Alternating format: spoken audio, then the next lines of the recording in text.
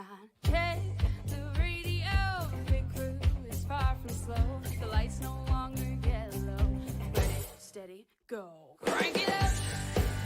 Oh, it's racing. Crank it up. Oh, it's racing. Crank it up.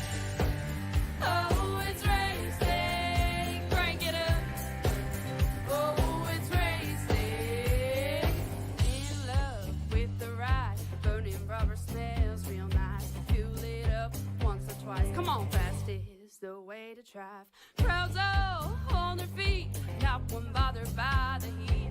Imagine them in the driver's seat. Checkered flag would be sweet. Crank it up. Oh, it's racing. Crank it up. Oh, it's racing. Crank it up. Oh, it's racing. Crank it up. Oh, it's racing. Everybody get ready. On your feet. Here we go. 3, 2, 1. Crank it up.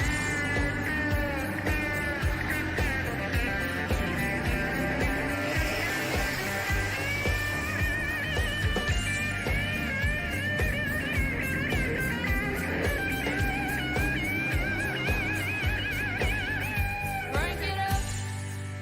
Oh, it's racing. Crank it up. Oh, it's racing. Crank it up. Oh, it's racing. Crank it up. Oh, it's racing. Crank it up.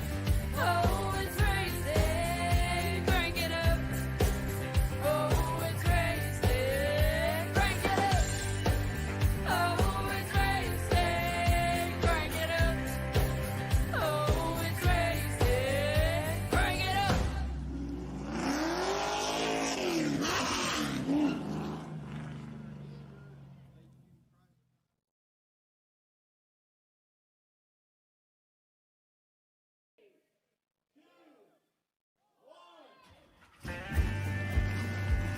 And now, race fans, live here, Concord, North Carolina, we are going to present to you the Midnight 120 of Joe Sixpack Racing League as they are about to head it down on the track here at Charlotte Motor Speedway for tonight's main event action, the first of our 4 main races coming at you now here on PTM Racing TV. Hi everyone, I am the Crusader Christian Shriver alongside tonight. I'll be having quite a bit of calls to make, to say the least here. The first of which starts off with these guys right here as these drivers, these crew members, prepare to deal with the battles they lie ahead and the fight that goes with it. They are ready to go and they're ready to start, but how do we get here? Where do we start at exactly? Well, here's how we start exactly. On the pole, Levi McCarty will be in the number 18 is outside. Al Reed, the number 3. Row number 2 is Greg Drace, 64 is outside. Eli Raposa in the 46. Row number 3 is going to be Keith Fonseca in the 61 is outside. That's John Humphrey in the number 4. Row number 4 is David Lamog in the number 34 is outside. Matthew Wheeler in that 60. Row number 5 sees James Krause in the 14 is outside. Brad Yonkman in the 82. Row number 6 is Robert Swisky in the 28 is outside. Marty Brown in the number 41. Row number 7, we'll pilot them on down here. That will be, of course, David Lamog. That will be Wayne Dewey in the 11 is outside. Jeff Barefoot in the 99. Row 4, by the way, was David Lamog at 34 and Matthew Wheeler in 60, if I did not mention that already. Row 8 was Kevin Duran in the 7 is outside. Johnny Barker in number 6. And finally on row 9, John Lamaga in the 71 is outside. Gary Wright in the 997.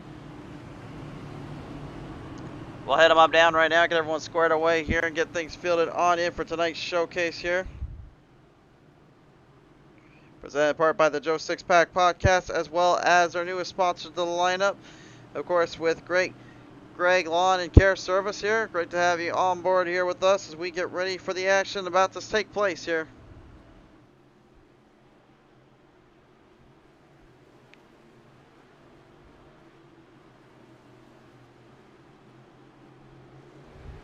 Coming right around off of corner number 4 to the front straightaway here. Green flag high in the air. We're underway. This is the 670 horsepower package these drivers are driving with tonight. And this could definitely be a bit of a tire and beater up for these drivers in a bit of a crazy racing situation.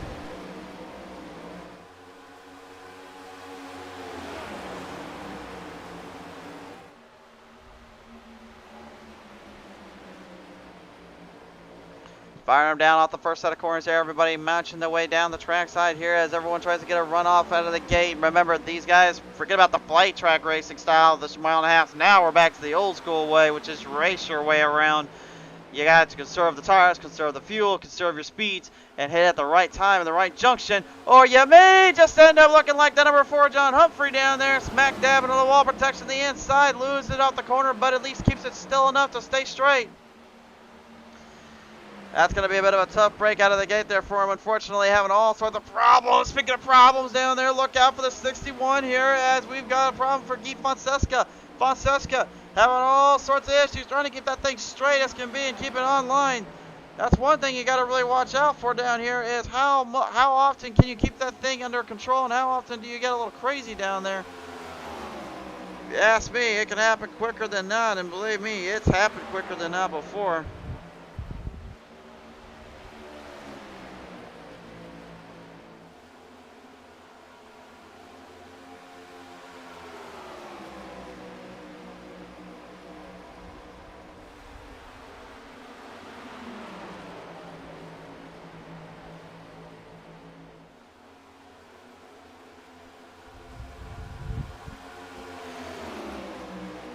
Marching the way through, Jaw 329 coming up saying subscriber. That's good to have you on board here, sir. You can see everyone coming on down right now as we continue our race coverage here at the moment. Here at field, working their way through the centers, through the corners here. Everybody doing what they can to try to hold their line down, hold themselves in play and in balance. Quite a bit of a turn and still here. Everyone's still hanging in there.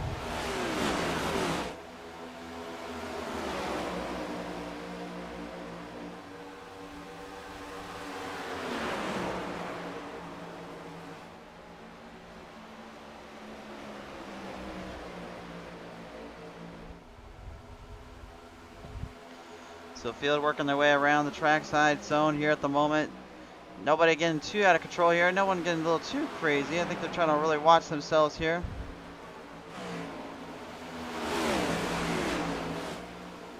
Currently up ahead, David Lomaga right now, one of the guys trying to give himself a bit of a fair shake and a fair shot at trying to take another championship home. And that number 34 right at this moment. I'm used to seeing him kind of laying in the back here and then going for broke or going for a big. That's definitely not the case here. This is more of a kind of timing strategy he's got going on down there, as well as Greg Drace in the 64. Everybody from them and on, Al Reed way ahead of the field. You're talking about being really ahead of this one. The number 3 of Al Reed. They've been in a little bit of a new scheme down there, and he's certainly showing up with a buzz on Hornets. So they got a whole lead and a half on these guys and not even losing any time or anything like that. He's gaining more ground as he goes around. I think that could be an easy set situation for him here if he can keep himself under control, keep himself online. But again, the 670, there's still plenty of room, plenty of time to gain more ground and clearance here. I will say though, I ran this setup not too long ago actually. When we first started this setup here, we actually got it put onto the show. I tried it out for myself, and my biggest complaint I got with it is it's a lot harder to master, which I actually find that more of as a convenience. Which, that's honestly the whole point of a race car, is figuring out how to master it and getting better at mastering it so everyone doesn't just go too crazy down there or ho-hum on the corners. Because it is a harder to master car, that does kind of come with some quirks though. The first one, I'm going to say out loud, is because that steering is still not what I would say needs to be updated and done right. In my opinion, the steering is still very twitchy, very offsetting, and I know eventually they'll get it figured out to where they can actually smoothen it and where you can actually catch your slides and catch the cars better. But right now, anyway, it's still a lot of work to do, but at least you can see that plate track racing mindset is completely out the window now. It's all about just hammering the throttle down and find your runs when you can. Great passing and control here by the number 18 here out of the gate. As Levi McCarty tries to get a jump off or two, but up top side now, Back Row Sim Racing says, no sirree Bob, we do not play that game. I'm going up top, I'm taking this one away. Looking to just charge that thing around, dancing around the corners here as number 14, and James Kraus tries to keep his Jimmy John's number 14 a little bit of a freaky fast delivery. Wants to give some freaky fast, tasty treats out there, I will say. He's certainly doing that, but unfortunately, that doesn't necessarily translate well to having all the speed and all the control down there.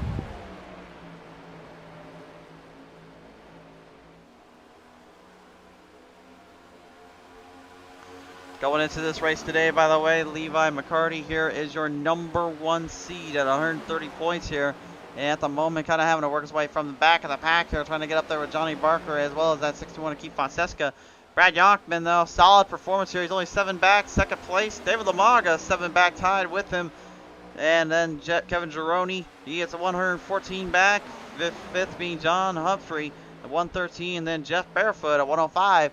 So that's going to be a bit of a easy situation to kind of work off of, because now, last time we saw these guys, remember, we were under the 550 draft package, as I like to call it down there. That one has gone the way of the Dodo Bird. Now it is completely changed to where they have to worry about running their lines and running their speeds out here on a full tank, on a full run and a full speed off. There is no more shorting the cars off. There's no more shorting these things back. It's you give and go, and you better speed these things like a bullet. Speaking of fuel tonight, max fuel tonight is 45%, so they'll have to go into pit road a couple times here. Those cars are not going to last too long out there, so really short runs is key, and getting the best of your run is going to be the best strategy. However, there is one little downside of that, though. You only get 2 max tire changes, so you best not overdo it and you best not underdo it here. But their engine horsepower is 100%, so they have all the power under their hood and under their car. On board here with Greg Drake's here in the number 64. It's good to see him finally start to really make a bit of a showcase for himself, really start to build back up the momentum here. He's had a lot of hard weeks and a lot of troubles in these past weeks, and I feel like this update didn't just make things a lot easier for him. I think it really gave him a true feel and up grip of this track and all these cars here. And that's really exactly what he wants. That's what he needs to get. He needs to keep himself focused on that onset, that monarchy, and hopefully it'll all work out later on here as driver's getting a little bit loose off of corner number 4. But as you can see, other than like me, what I would be running out here, the 61 of Fonseca saves it. While the 18 doesn't seem to want to worry about saving anything. He's just going full hum, full send around this track. Per 20 laps though, and only 2 tire changes. Really, I would say you need to make sure you keep your fuel lines up, and you better be careful about how you burn those tires in. Now they are a wider open tire, and they are a little bit more densed in, which can make things a little bit more easy or a little harder down on the track here, but that doesn't necessarily mean that it gets any easier as the run goes on, or all of a sudden you literally just get a little bit of a break or two. No, it doesn't work that way. You've got to make sure you time every single one of your runs and every single one of your turns with a fresh set to a burn set. The burn set, the biggest problem I've got with it is when you burn them up, you're pretty much driving a bulldozer. That thing don't want to turn for nothing if you're on the gas. And more often than not, these guys are on the gas pedal here, as Charlotte has been known to really bring out the true G's of the forces here on the track. A little bit of a pack hunt now going on here. Kevin Durant now moving into the 7th place spot, number 7. Looking to try to take down the number 99, Jeff Barefoot. Barefoot got a little bit of a passed on in corner there and makes a little smart move off there from Duran.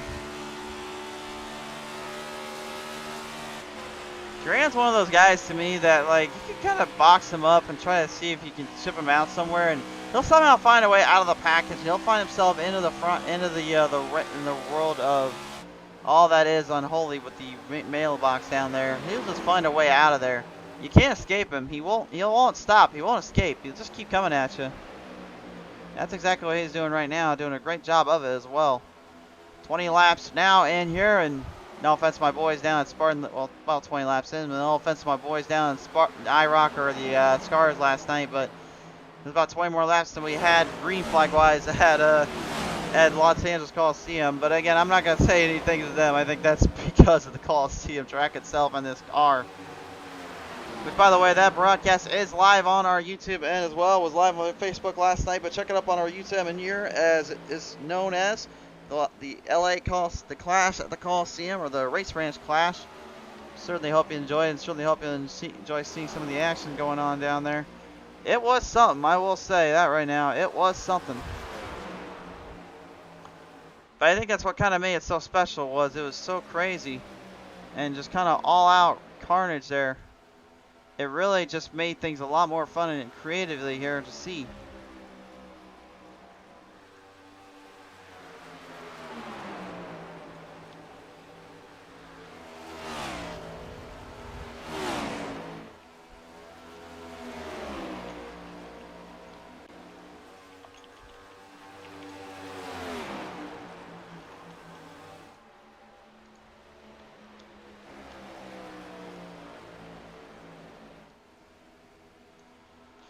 So Field continuing to work their way around right now. David Lomaga now catching right up there to Greg Drace in the 64, taking that spot over from him.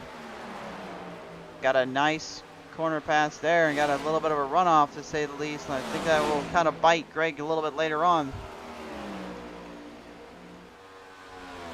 Looks like our pit lap time right now and our lap times here. And you can see only 20 laps in. This is already starting to shape up to be a little bit more of a hodgepodge for controlling the narrative and controlling the track down here. Things can get a bit crazy here, of course, at Charlotte. As we've seen here before, there has been some absolute barn burner finishes and some crazy runoffs to the end. Some getting the better of the other, and I'm just getting caught into a bad spot or catching a bad break from the line. I've had my fair share of close corners here and close battles to the end here where everything kind of finished up. But one thing is for sure here, timing is definitely everything, as we're going to get closer to our competition caution, which, by the way, tonight competition caution is at lap 45. So that lap 45 kind of hits. I think that'll be when you see a driver's heading into pit road and heading in for fuel. Looks like Al Reed, though, slowing down a lot here, more so than I would have thought here, and the number 34 catching right up with him. I think he might be having some mechanical failures down there, or Lomaga might be just kind of cruising off to him there, and he's not even realizing it. It's hard to kind of tell with that. It's hard to kind of tell with that boy sometimes, man. He is a champion for a reason. Sometimes he'll play it like a fiddle, and sometimes you can actually catch him in the worst of times and then take advantage. But that's not saying he gives it to you very often. He's up 5 spots already. He started 7th. He's already in 2nd.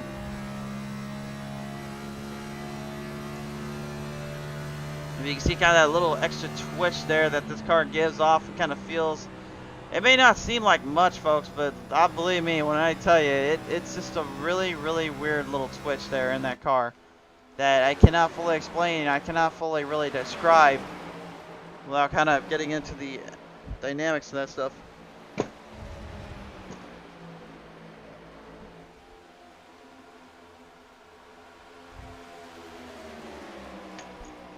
Coming right to the ends here. Field continuing their way on down.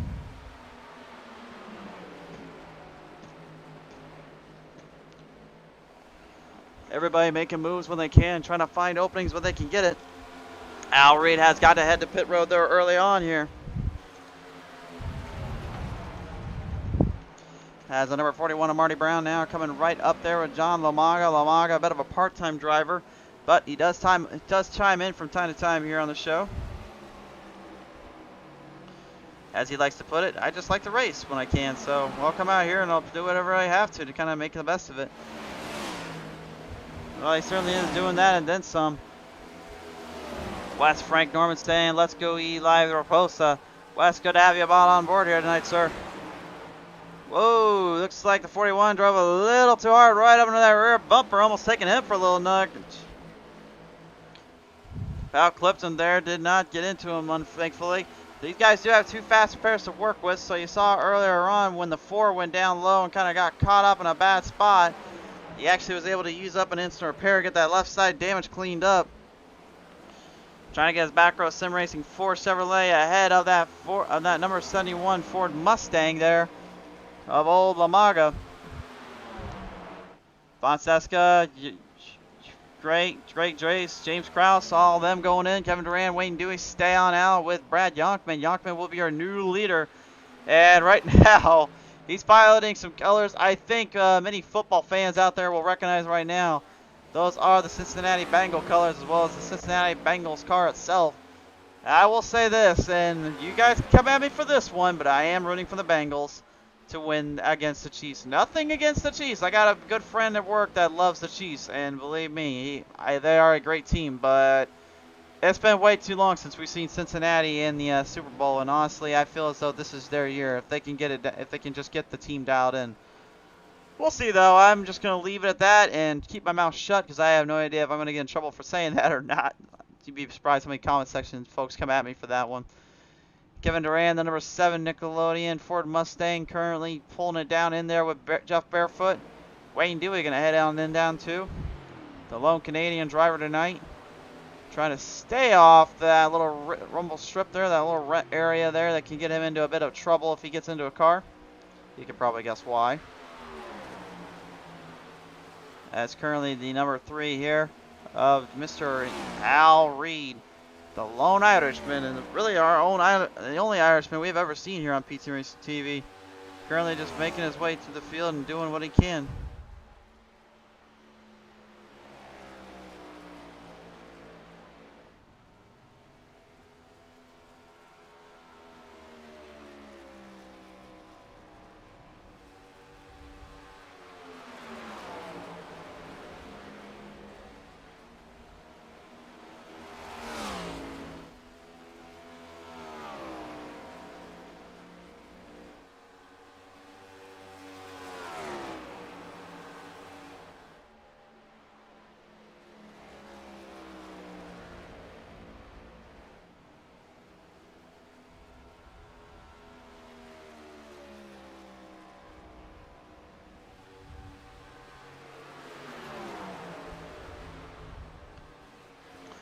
Coming around, everybody's still doing what they need to here as Al Reed takes the lead back over. Drivers heading into pit road here as Levi McCarty and David Lomaga now have a little bit of a shootout down there on the back straightaway.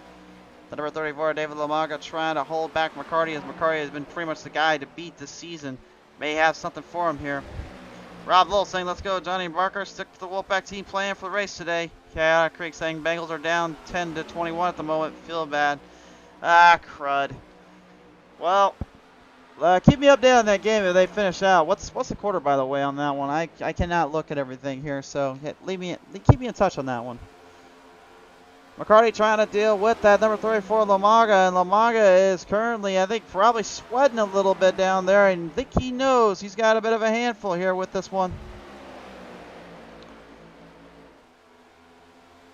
David the champ, Lomaga right now has been the guy to take down. He's been the guy everybody wants to beat.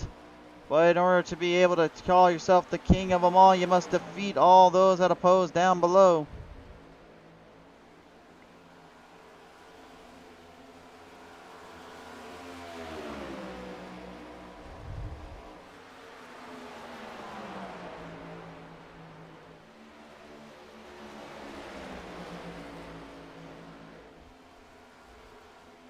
Continue to make the way through the field. Jeff Barefoot now being passed in here by Lomaga as well as McCarty here as the drivers continue to charge up ahead. Levi currently just kind of his own man, really. He doesn't really have a team. He doesn't really have anybody he goes with. He just kind of does his own thing from what I understand.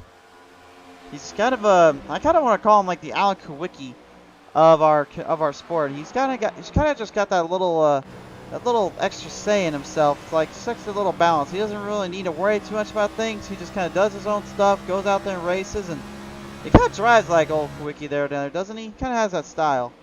Whereas Lomaga, he's got to have a different breed to me.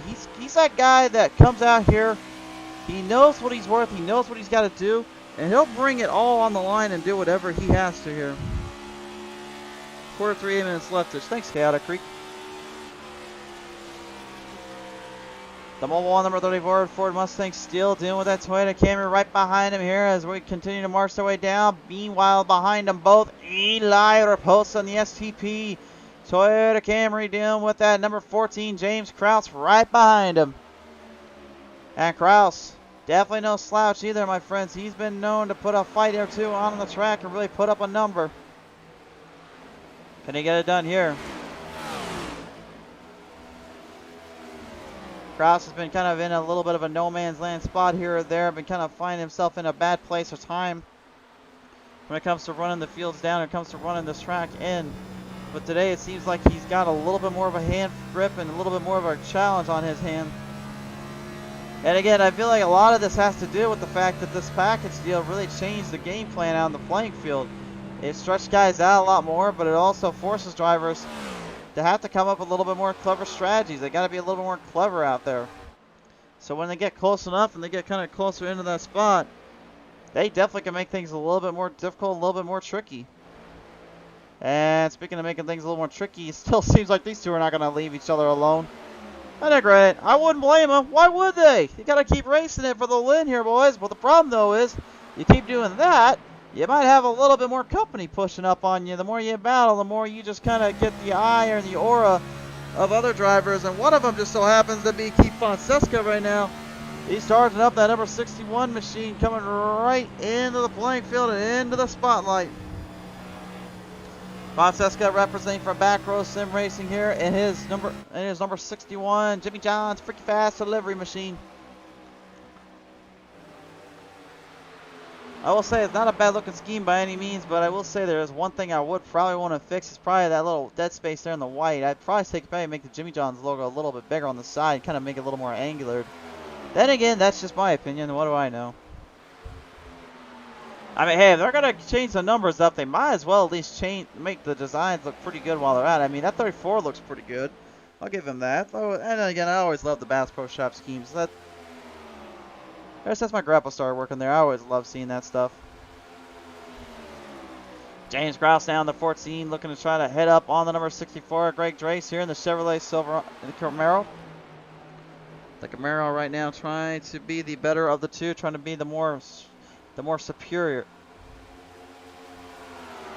But unfortunately for him, the 14 knows how to run Charlotte well. You go down to the high side, then bring it down low and say, hey boys, let's see where this one can go. Look at him dance that thing off the bottom and just charge it right into the field here. Gets a great runoff here and a great power move. Now it's Drace's turn to have to look behind the number 14 across as we're closing in on our competition caution.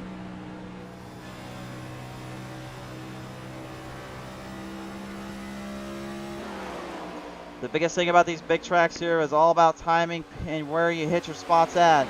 There's a certain area you can work off of, and there's a certain area you can really make it work down there. But I tell you what, the best drivers that come onto this field, to come onto these tracks, are those that know only one bound position, and that is to make everything work to their favor and work all that is encompassing out on the track here. Levi McCarty, though, is hunting down an Al Reed here as the number 3 is currently getting hunted by that number 18 machine. He is getting more than just his fair share. Looks like he did adjust quite well to the new package, to the new deal he's got to work with here. I'm not too surprised here, but at the same time, I'm kind of surprised that he was able to work it in as quickly as he did. Some guys take a little bit of a time or two to get used to it. Looks like David Lamaga might be struggling a little bit here, but this is only the first part of the race, so who knows come later on. This is kind of a change up too. It's kind of weird to see just how quick these things just go from close together to all of a sudden just packed out so fast. But at the same time, once the racing gets interesting, the racing does get interesting. So that's honestly kind of the way I like it. Competition caution is now coming out here for the number 3 of Al Reed as he'll bring it down one more time on by.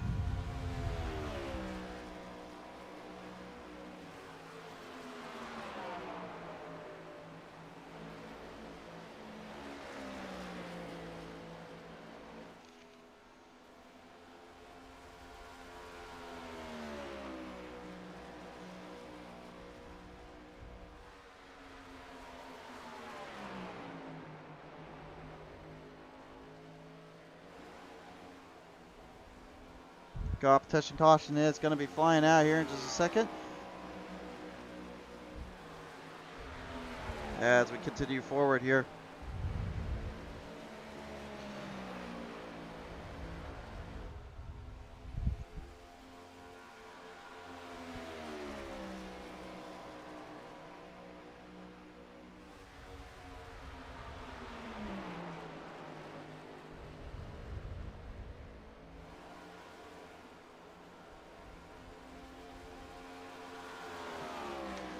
Well, it both come out here. They said competition caution lap 45. I'm not lying to you guys. They said 45 here. I'm not really sure what the heck's going on, but I do know McCarty's going to catch him here.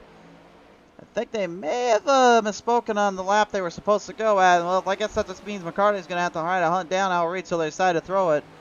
Probably going to go with lap 50 now at this point, or lap 60, whichever one they choose. McCarty, though, man, talk about just charging that thing. That is literally blistering speeds. So this is what those drivers were telling me about when they said like these things are kind of more like the 87s now. Okay, that makes sense. I will say when you drive an 87 car and you can all of a sudden just see guys really going about 5 seconds back then just come straight for the lead in a matter of 2 or 3 laps. Yeah, now I see what they're talking about exactly. McCarty, though, is literally full bore, full charge now. Here he goes. The Fairfield Auto Group is completely taking this one away. Straight to the inside, though. Al Reed's not done yet. He blocks. He defends. He says, no, sir, this cannot end this way. It will not end this way. I'll fight you for it. Can he sting the 18 here and get him off turn 4? He needs a good run off on the outside. Got a good battle coming off here. Oh, that would have been a close finish there. That would have been by literally 100 of a second, if not less, between these two. These guys just absolutely taking it over from one another as the competition caution finally flies on out. Also, I think they could have gone all night with that one. And Al Reed did secure the spot over McCarty. So now that makes you wonder to McCarty, what does he have to do for this one? That's kind of a bit of a wild turnout spot there. A little bit of a wild end there.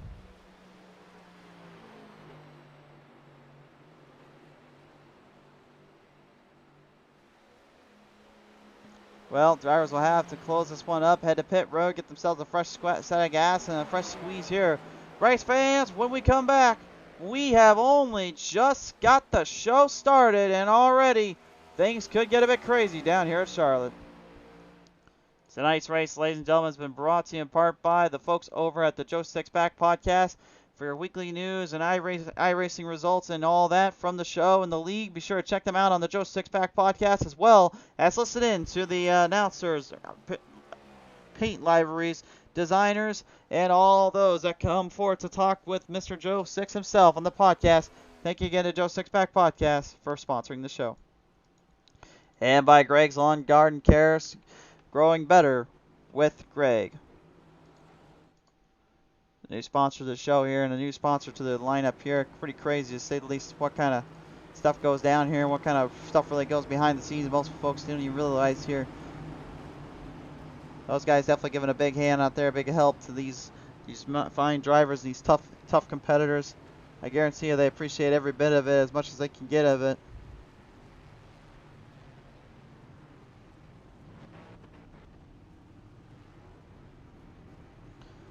Field is looking to charge back up, ready to get settled down again. As they come off the pit road, we'll see who wins this fight out.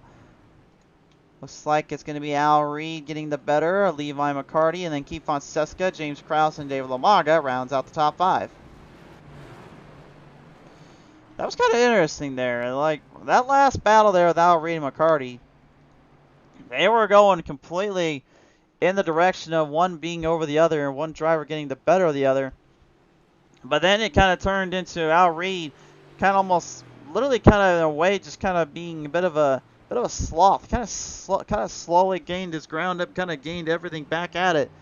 And when nobody was expecting it, he just kind of took it over as hard as he could on that outside line. So there is grip up there. And the bottom line is where generally you need to get the most run down to. So, I mean, I'm going to be honest with you, folks. I think really it's going to boil down to who has the most tire left and the most run left. As I know these drivers have all been in a pit road. They've all now taken some tires on there. Let's take a look at our pit stop link here, and you see the time zone differences between these here. Now, you can see here with Krause, he did something a little different here. He actually took the full set of tires, whereas those that were above him and below him, they only went in for fuel. You can see the difference in time zone there. Krause actually is working on a little bit of a lesser end here and a little bit more of a runoff, so that could be a little bit of trouble here for him, and we'll see, but I don't know. He might be able to last out a little bit longer for a few laps, but I guarantee you once those tires start to kind of kick in, they start to burn up a little more, they're going to get shredded down there.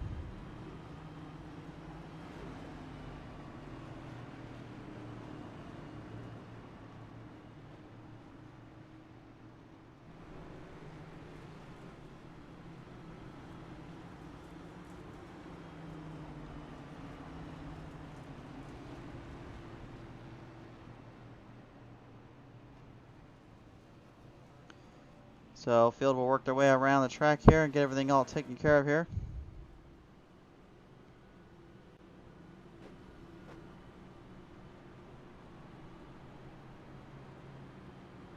Thank you again to those that are tuned in as well. But guys, hope if you could as well, please go ahead and share the stream on around, share a little love on the show. We certainly do appreciate it and certainly do hope that you'll stay tuned with us here as we got 3 more broadcasts coming our way today. We'll have to go down to Xfinity here with Kansas Speedway coming up here in a little while. And then we'll also got ourselves quite the fight down on the show as we will see 2, not just 1, but 2 of the races here from our big end of the cameras here on YouTube. So you not just get 1 race, you're going to get 2 for the price of admission.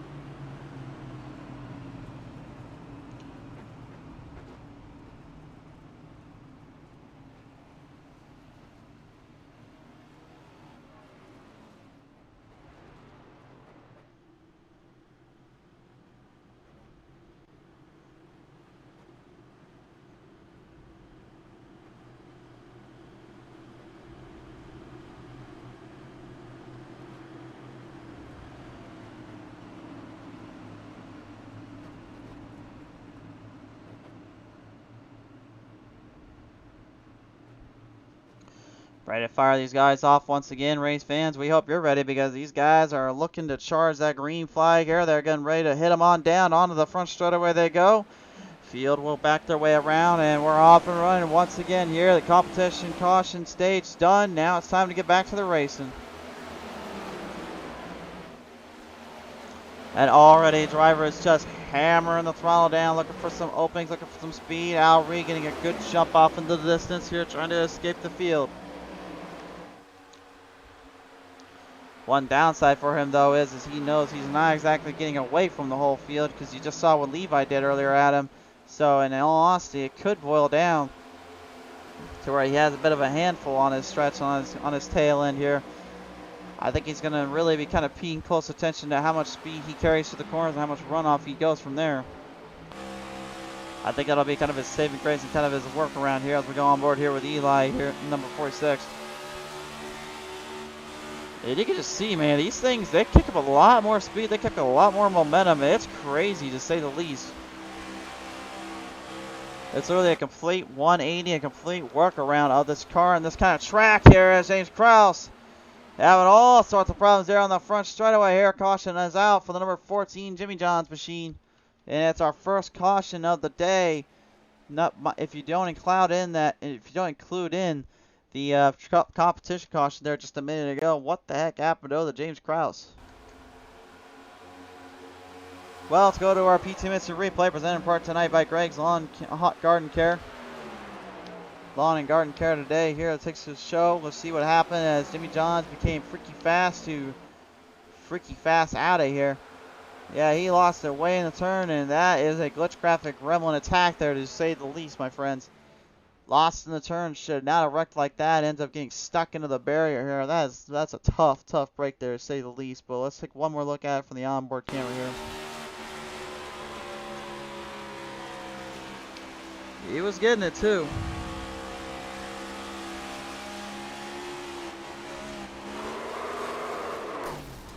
Got a really big run there and unfortunately just could not hold that line down and take everything in blind. That's a tough break there for the 14. Not what you want to see there from Krause, especially knowing how he can run it down here and how he's been on the show as of late. He could bring it all down here.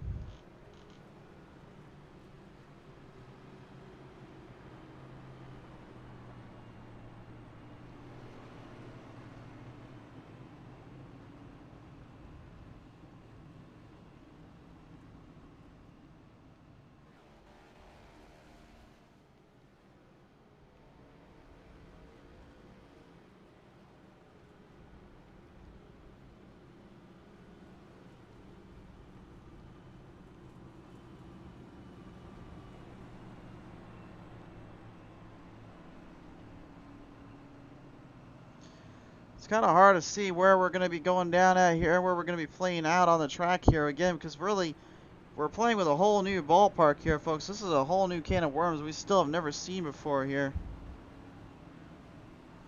It's kind of a crazy ideal spot and a crazy little position to be stuck into, but at the same time, I think it's so new and refreshing that it just kind of changes out the playing field here.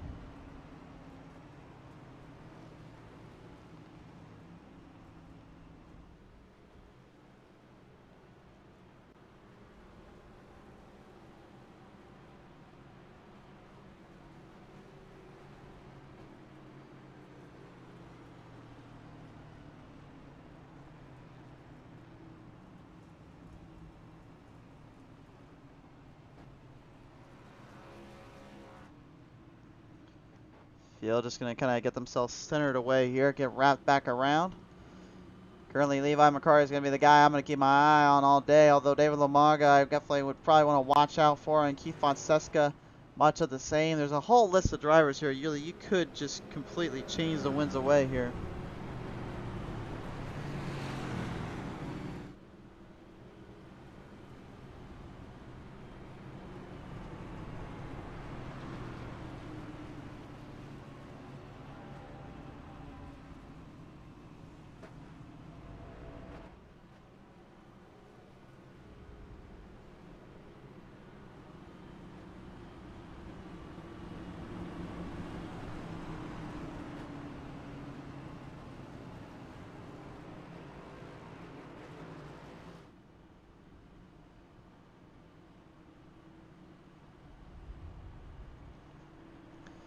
Guys just trying to get centered up here, just kind of get everything all relaxed up a bit.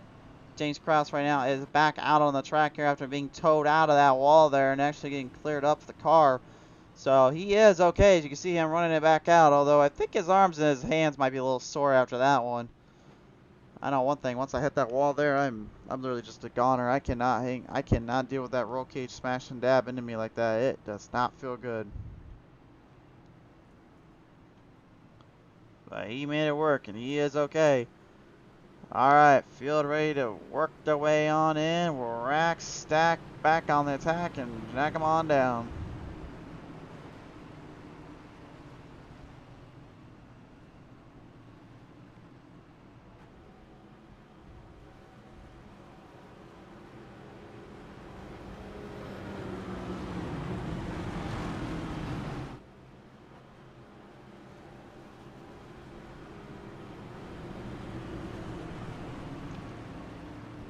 Double filed back up in position here. Drivers are working their way off into the distance. Everyone is getting kind of continuously conditioned for this one.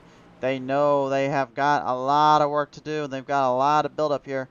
And if I do sound like I'm kind of stuttering a little bit or kind of slowing down my talk, do keep in mind I got 4 broadcasts I got to do. That's at least 4 hours straight. I could be upwards of 6 hours when all is said and done tonight.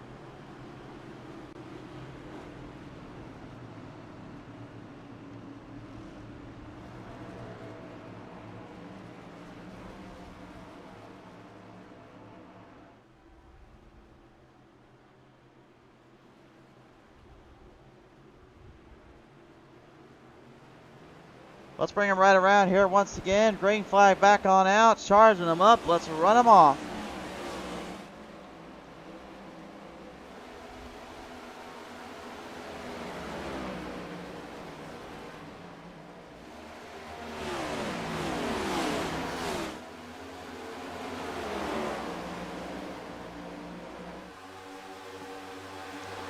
Right around the corner ends here. Everybody looking for some momentum, looking for some grip down there. Anything that really can hang tough and hang still.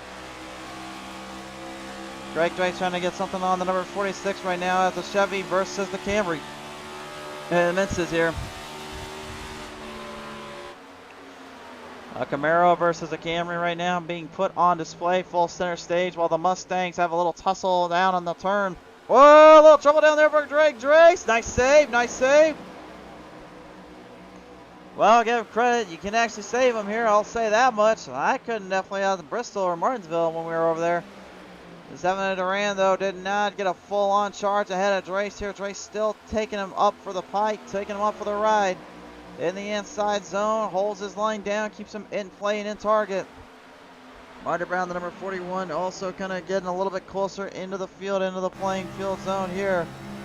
Gonna need a little bit of a run around here to get to that Cincinnati Bengals 91 or 93, excuse me, as even. I think the Bengals would even admit right now they need a little bit of help.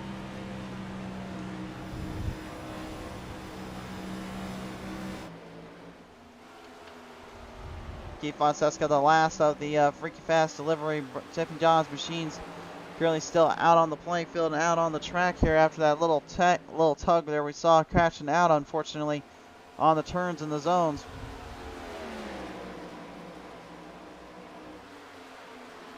Okay, well, remember what I just made about that comment about the Bengals and Chiefs? I've got to restutter. I've got to restate myself. They are 21-21 right now. And in the third quarter of all things, I'm completely shocked. Okay, yep, thank you, K.I. Creek. Well, now, if you heard that we're out here, Yonkman, I think you might want to make sure you do what your boys are doing right now and get ready for the attack because you're about to bounce, my friend. Well, speaking of bouncing right up there, Marty Brown. All sorts of problem down there for the number 41. What has happened to the Lowe's machine? He is all over the place here. We'll take it to the PTM Instant Replay and see what happened here, unfortunately. Things did not look good there at all, and things did not hold line like they should have in his mind.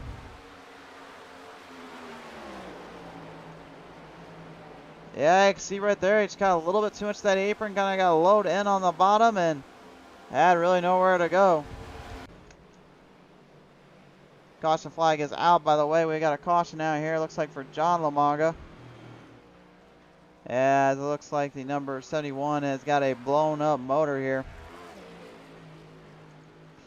Just as we were watching one show, we were watching another. Let's take a look at the PTM Instant Replay and find out what exactly happened to the 71 machine. Like I say, the 41 got back on the track okay, so no troubles there. But what happened to the 71, though? It remains to be my question. And it looks like he overdrove the corner, and you can see he's trying to save it. And yep, that's where your kind of problem lies in. Smack dab into the wall protection, gets a little bit hit up, and that's unfortunate for him. What's up right there for old Lamaga?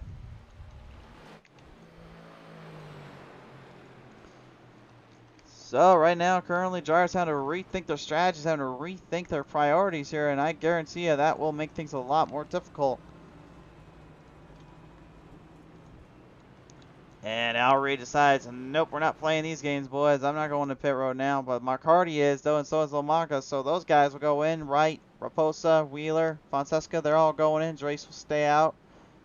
Bronkman's going in, Brown, Barker. And it looks like Dewey, Kraus, Barefoot, Lamaga, John Lamaga, Robert Twisky will stay on out as well. That's kind of an interesting little situation there, really, because you got two ideals here. You got one way of looking at it is timing out the laps, timing out the cautions, trying to find some openings when they can, try to find some areas to hit with. And now you're also kind of find yourself in a bit of a random little shot here. Because now you're hoping and praying that you can get another caution to come on out or a little bit of help here. And that's if you're trying to go towards that situation, as it sounds like a motor just went on the 71, unfortunately. I know that feeling all too well. I've been down that road before, and it's not a fun feeling. I've had my motor quit at Phoenix, which cost me pretty much a race and a chance actually to really run any more than any kind of on the track here. And also, I've had my motor blown in Lanier. In fact, I've even ran here at Charlotte. I've had my motor blown here just from a street stock race. Don't ask me how that happened. Just kind of go with it, guys.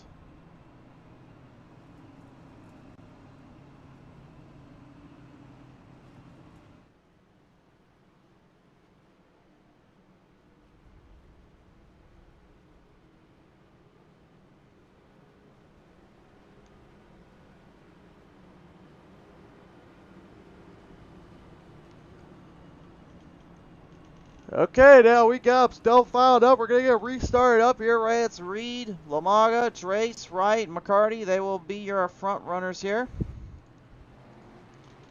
We'll see what happens here as the field gets ready to strike them hard, strike them big time.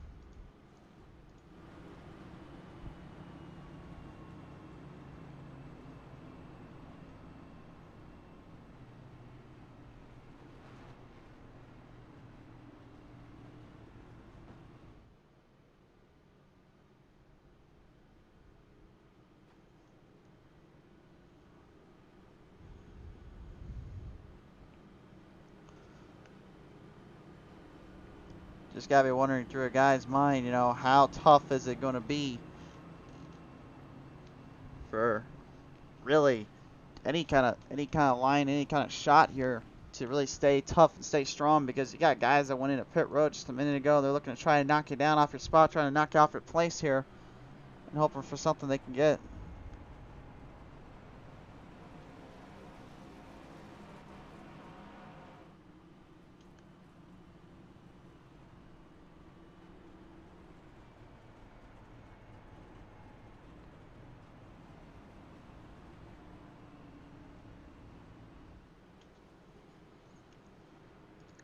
Looks like we're going to now prepare for battle here.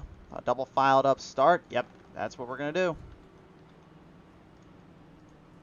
We're going to do 50 laps left to go here at Charlotte Motor Speedway for the Midnight 120 here today. Or tonight, I should say. I keep forgetting I'm literally in the daytime here down in my little PTM Racing TV studio. Of course, I'm kind of hiding somewhere around here. Most folks don't even know where I'm at on the track, and it's probably a better thing, because honestly, I kind of like my peace and quiet there. Thank you, folks.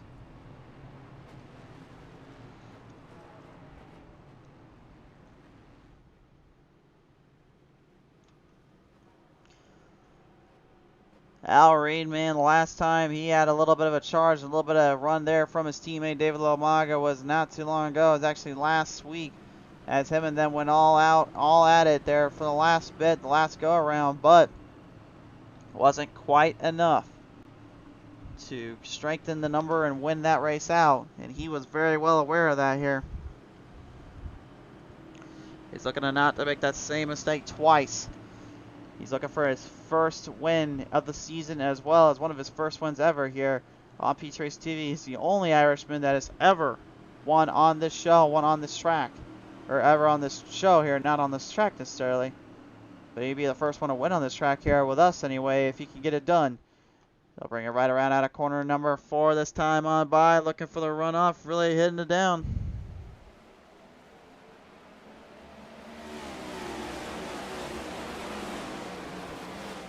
Line them up, fire them down here, just keeping it going, working their way to the field.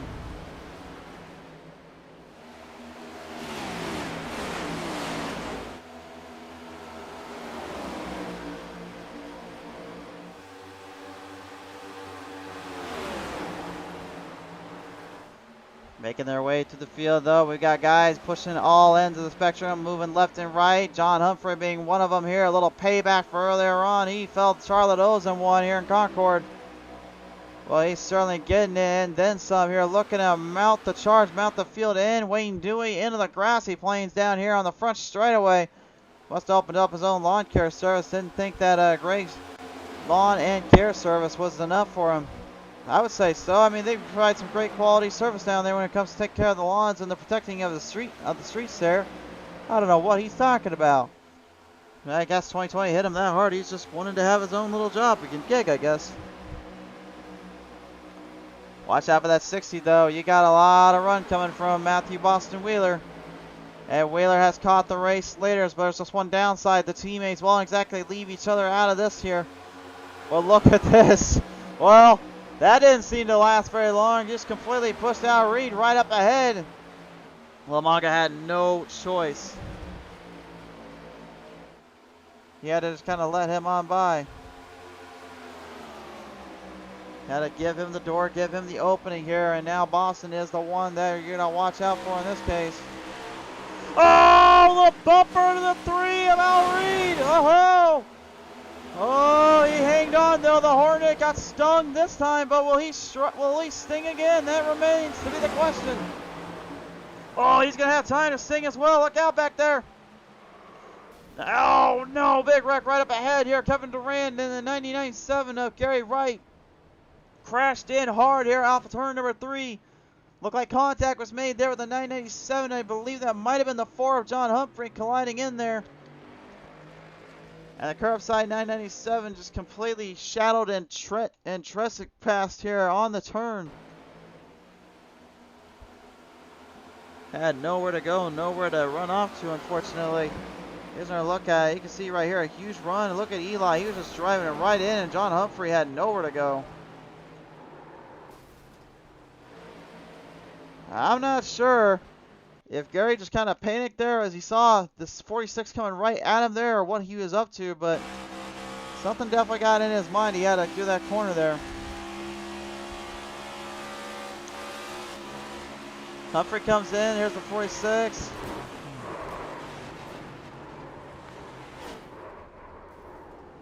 And you can see right there, my friends, just nowhere to go. And gets sent straight back to the Shadow Realm. Wow. That's very unfortunate here. Gary Wright, man, he was giving it everything he had on that on those corners and those turns, but that 3 wide slew where Eli actually comes out the cleaner of the two, manages to surpass and strengthen his numbers.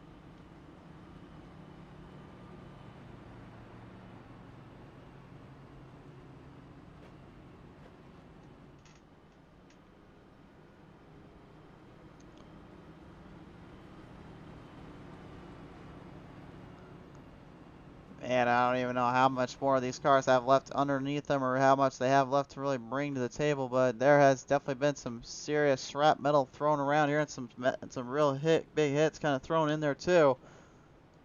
And it looks like Wilmaga and Wheeler are planning their strategy out wisely here. Al Reed stays on out despite that little tap in the back there. I'm not sure how much bumper damage he took down there. We'll see if we get a camera angle on that one. Producers, give me a camera angle on that one, would you please? Wrong camera there, boys. There you go. No damage on that rear end there, although there's a little scrape and a bruise there on the left side, which to these cars probably nothing. The way those bumpers and everything are set in there, I presume they would be a little bit more work around it. Just kind of hang in and really deal with that kind of punishment and pain there. One thing though that is kind of a heartbreaker though is when you do get into a bit of a damaged end and get a little hurt on the track, it does kind of make things a little bit less engaging, a little bit harder to work around.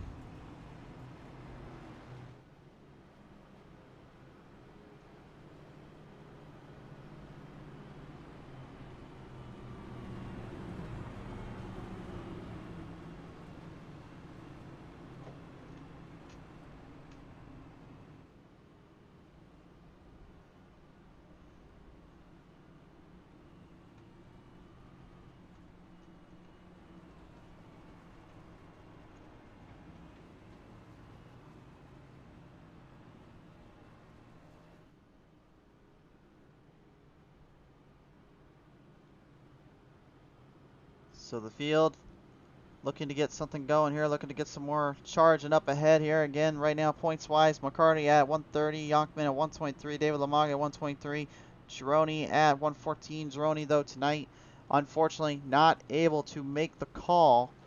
So he'll have to really make up those points in the coming weeks if he has any chance of winning this championship. John Humphrey, despite all the problems, despite all the bad issues he's had, he still came out here and put up a fight, put on a show.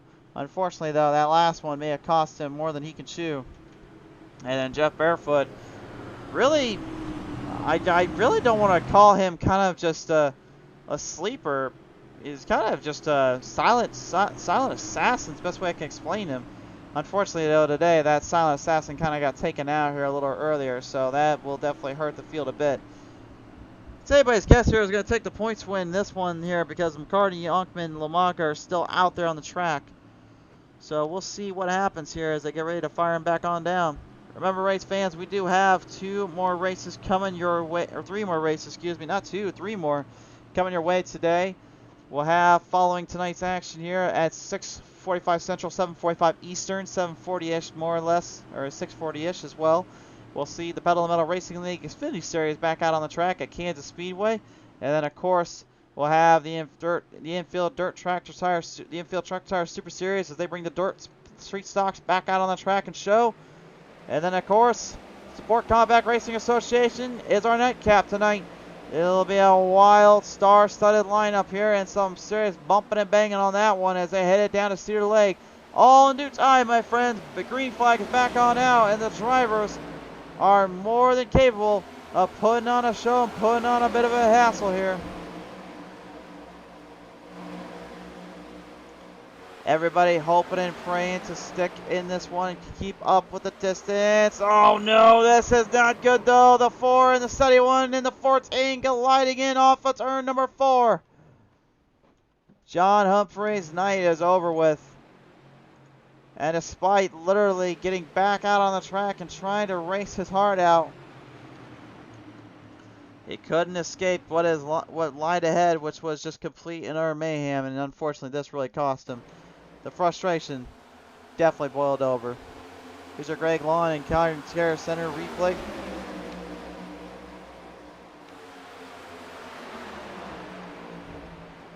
You can see right there, he just drifts up slightly, then kind of comes back down low, and if you try to do that on a fresher set of tires, man, that tire is not going to grip. It's not going to give it. And that's exactly what happened there. Man, what a tough break there, and what just a shocker to say the least. By no means, I feel as though that anybody was expecting this, wanted to see this. The track is tearing up drivers, the cars are getting tore up down there, and everyone's just hoping and praying for a miracle or something that will happen to give them a chance here. A fighting chance is one thing, but holding your line down is a completely different scenario.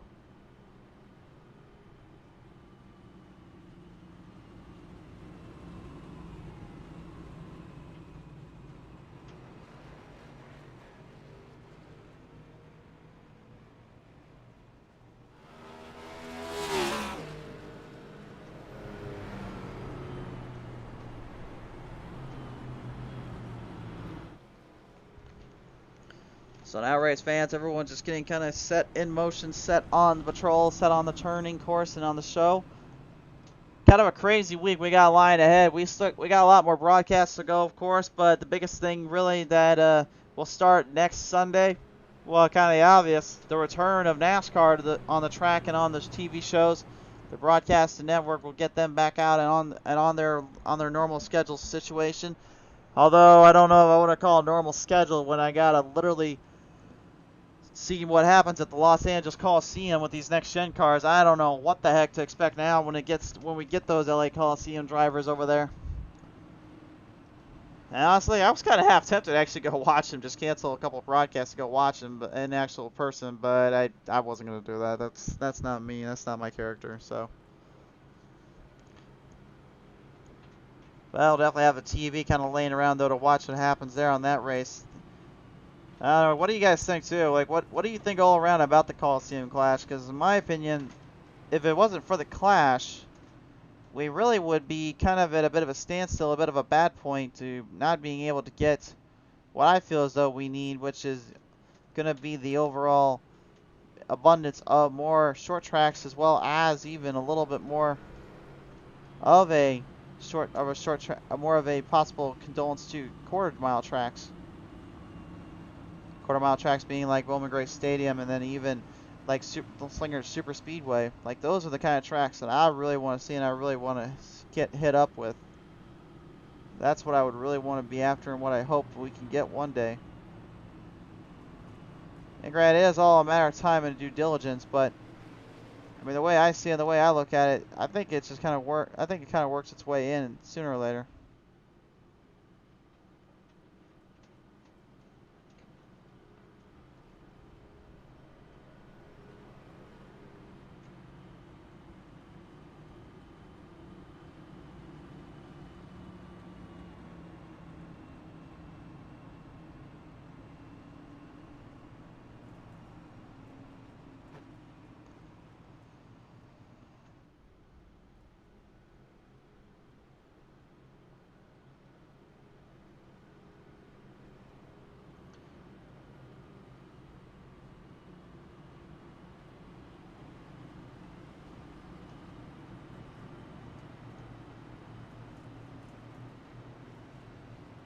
Guys on the patrol, guys out on the streets here, ready to rail it down in Concord. They want to get this race finished out. They want to get this battle completed. They'll double file them up again here. And again, well, in the first half, we had absolutely no cautions. It was a pretty clean, solid race, solid state. Now the drivers have got some tires underneath them. They've got some speed underneath them, got some a little more control. It's now kind of turned into a little bit of a crapshoot and figuring out who's going to get the better of who at certain points and certain starts. And I think a lot of that has to do with this car. It really forces your hand. It really makes you have to question yourself. And personally, I'm not a fan of that. I mean, I'm not a huge fan of having to question myself without really having a better knowledge. And to me, these cars are still so new, we don't know fully what they are capable of and what we can bring to the table. And to be honest, like we said earlier, the reason why I don't like that is because they are more or less prototypes. They're still getting developed. They're still getting last-minute changes done. Still things fixed around on the circuits, on the tracks. I mean, heck, they just literally, NASCAR that is, got the 670 horsepower package figured out less than a month ago. So now they're using this. They're using everything else they got to their disposal. I mean, I think it's only a matter of time before we really get a better idea of what they'll bring to the table next. But I just hope in due time with this race and with this circuit, this is kind of that stepping stone to getting better overall races and good stuff going like that. Keith Fonseca, by the way, is your new leader right now as he continues to hold the charge. Great race pass in by Levi McCarthy, though. Levi now moving his way down on the back straightaway, looking for some openings, looking for some runoff as they continue to fire their way on down. Johnny Barker, the Rowdy Energy, number 6 Toyota Camry, looking to maybe take aim and fire with his fellow Camry drivers. He's got Eli Raposo right behind him here as they continue to work their way in. John Lamaga going off track for just a brief fleeting moment, but got back on there.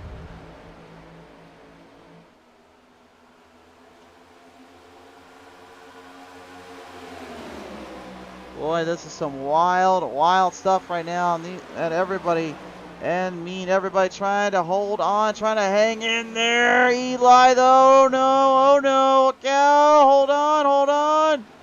He can get squared, they'll let him stay green, they'll stay green. Or how long, whoa, what are you doing? Nearly getting a little piece there. Gary Wright, I think, was trying to do evasive action and get away from him there. He didn't even realize where he was at. That could have been a very, very bad spot there to be caught into, but thankfully he stayed under control and out of the way of that mess. That was one of those oh sweet honey iced tea moments that Eli just went through. And for those that know, they know, but I'm not going to say it on air what that means. David Lamaga right now looking to bring back the 80s and bring back the power. The horsepower speed as being full on charge and hard running. It's crazy to me just how quick you can come through the fields, come through the ranks here. It's still kind of a new thing for me to really kind of talk about because I've never really had a race that was like this. I've never really seen guys start so far back and all of a sudden they just completely hammer down and charge up so quick when they're on a little bit lower end.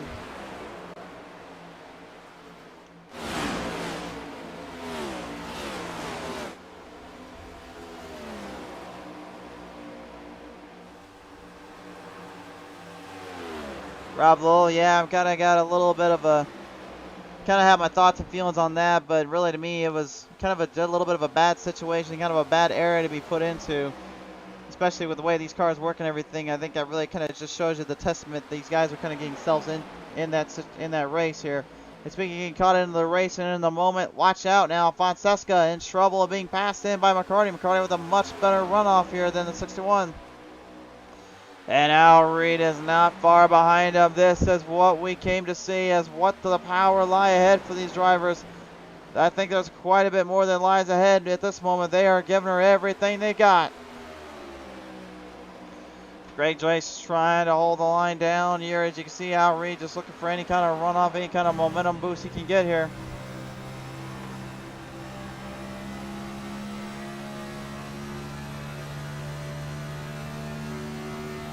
Apologies for the little hiccup on our overlay system there as well. And it's currently number 64, and the 34 coming right through. Drace passed by Lamaga. Now Reed Looking for a little help from his teammate here, maybe to try to catch back up and get a little payback on McCarty here. Those two getting into it a little bit earlier on here off of turn 2. Which kind of sized everybody up for turn 3 where we saw that caution have to fly on out. Dude, everyone just kind of getting in a bit of a piled up panic scenario. Yachman right now, the 93 Cincinnati Bengals Chevrolet Camaro. I guarantee you he's just laying back a little bit. He's kind of lowered off, kind of ready to get on that prounce mode. He's not worried about nothing other than just preparing for what lies ahead. Can't say that I blame him here. It's definitely a bit of a smart end and a smart move to do. But again, there's a lot more coverage that needs to be done down on the track side of things and really being into the placeholder here. Wayne Dewey here at the moment trying to hold back here as well. It's so hard as a driver to really not want to charge up as quick as you can, get so much speed out here. The only time I've been able to master it was, like I said many times before, down at Phoenix Raceway, which was back on the NASCAR Heat 4 console and with actually, of all things, the Truck Series. That was the only time I ever figured out how to be a little bit more smart, a little bit more constructive on how I say tires up. You can ask my friends here today, so they'll even tell you they don't know how the heck I did it. And to be honest with you, I really am not sure how I did it. I think I just practiced a lot and I was just kind of getting an idea of how many laps I can go and how hard I can go before it was just too little too late. For the most part, though, I just kind of let everyone else kind of fall off, and then just every one of them fell out. That's the only thing I can explain really how to do it. Number 14, James Krause right now in danger of being put a lap down again here as he's currently already passed by McCarty, Fonseca, Reed, and Barker and Lamaga. Number 7 of Duran trying to get one little charge on him, a little bit of a hit shot on him and see if he can get something going. As the field closing in on the final laps here. We're down to only 26 laps left to go. McCarty seemingly in a bit of an inopportunistic spot. Almost kind of found himself in a little bit of a harder run, a little bit of a danger zone here. Down that back straightaway, looking to keep his momentum alive, looking to keep the charge and aim. Francesca looking to just give something here, get a little bit more on McCarty though, but McCarty is still not giving him an inch. I think he refuses to give him an inch here. Uh-oh. Well, problems down there though for Krause here. James Krause once again has wrecked out and has crashed, and he's calling this one out now. The yellow flag is out here as Krause has already been put into pit road. What has happened down there to the number 14? I hope he did not get sent back to the Shadow Realm here and get stuck down in the walls again. I've seen it happen before where it happened to you in one night. I just couldn't think, but I feel sorry for the driver. It looks like, though, he's going to get stuck off here on turn number 4 on the front straightaway. Yep. Oh, that's almost the same exact place, same exact spot. That is the same exact spot and almost the same exact situation the 14 got caught up in earlier. And once again, another driver falls victim to turn 4. This time, though, at least he did not get try to be taken for the glitch graphic gremlins there and get stuck into the wall for good measure. Wow. Craziness in between, and everyone's still just hoping for some kind of little end game to this here.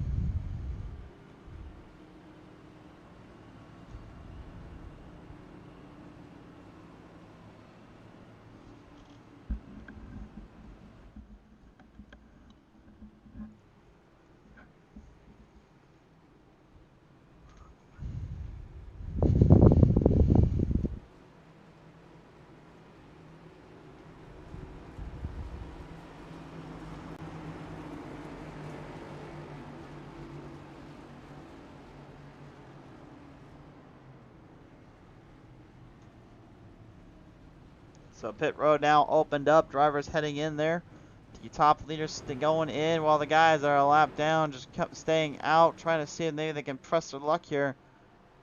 Well, a little bit of a tight, close battle here between the 18 and the 3, as Reed will be a little short coming out on the 18, while the number 61 of Fonseca nearly clipping Levi there. But it's Kevin Durant actually, and the number 7 that comes away with the top honors here. That evens the playing field out. That changes the pace. Race fans, when we come back. We're not done yet. We're going to see this one play out to the end. After this one, it'll be commercial free from here on out. Can Kevin Durant use his strategy and use his pace to take the race win here? We're about to find out live on PTM Racing TV. Tonight's race, ladies and gentlemen, brought to you in part by the good friends over at the Joe Six-Pack Podcast. If you guys need the news for the weekly updates, weekly racing areas here on the Joe Six-Pack Racing League, then there is only one place to go, and that's with the Joe Six-Pack Podcast. Also, besides being the faces behind the races, they also have the honor and the privilege to be working with the painter livery designers, as well as the broadcasters, race controller commentators, and all that. So if you guys want to, check them out on their social media platforms, Facebook, Twitter, and Instagram. But be sure to hit them up on their Twitch to catch all the Joe Six-Pack podcasts for all your entertainment news. And by course, Craig's Lawn and Garden Care. Grow better with Craig, as he looks to entice the world and make it a much better environment.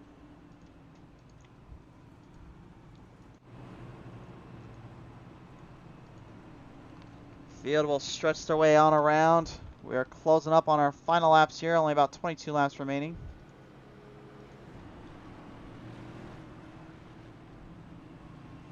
Things definitely could get a bit heated here, I will say. If they hadn't already, they can get even worse.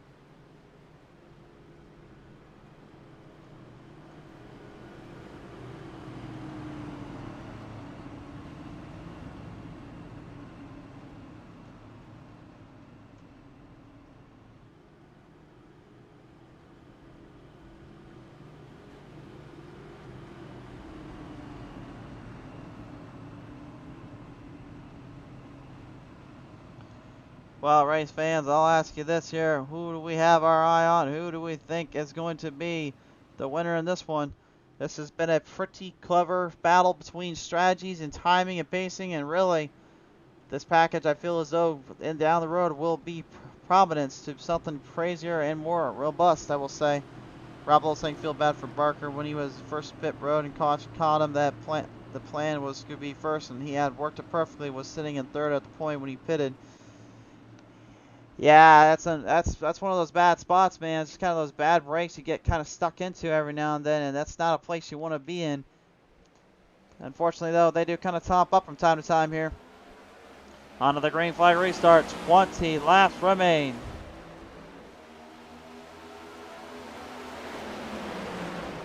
And frankly, who has the drive and who has the willpower to hold this one off? Duran going on the inside here, trying to hold back Macari. Macari goes to the outside, looking for a run. The 18 Fairfield Auto Group is trying all he can. And now this time, he'll drive it in deep and get it to stick. Oh, that's a save I ever saw one. Nice driving by the 3. That's the first time we've seen this new car saved up at that speed and that level. Unfortunately, though, right behind him here, Wayne Dewey. And all over the place, Jeff Barefoot collided in as well. Big wreck here for the 11. Oh my. And the 11, unfortunately, just got banished to the Shadow Realm, and I think banished back to Canada, unfortunately, from the States. And that's not something I think should ever have been done to him. Let's see what happened, though. Looks like he drove it off turn number 3 and 4. He saw everyone kind of getting a little bit loose. Look like he tried to tighten it up here, and that's really no man's land. Eli Raposa got a chunk of him there. Johnny Barker, well, if there's ever time to feel bad for him now, I think it's now. That's that point. He had nowhere he could go and got stuck in a really bad angle there. That is a tough break there.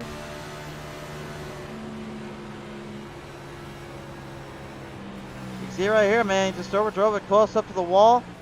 See him trying to drive off it, trying to just kind of let the car settle back down, and jammed right into the front end there and had nowhere he could go with it.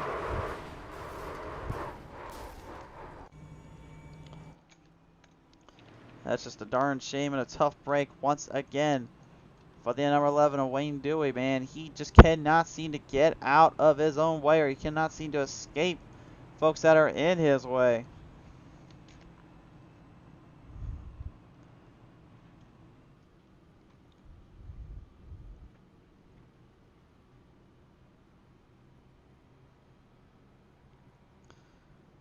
So now the drivers are going to have to just kind of figure out again what they're going to be able to bring to the table, what they're able to bring to the lineup, because they keep getting themselves either caught up in a bad spot or really overdriving themselves. I think a lot of that has to do with just kind of the overall situation here.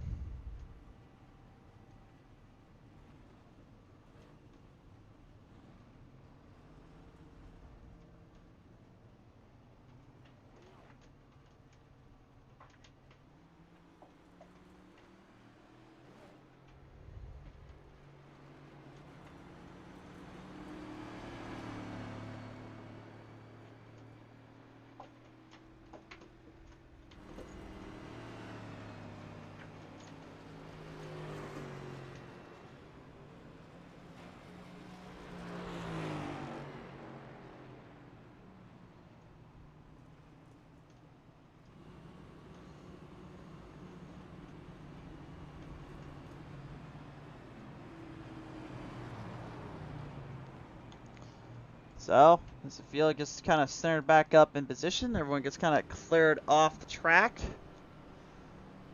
We'll have to head it down here and let these guys go one more round town.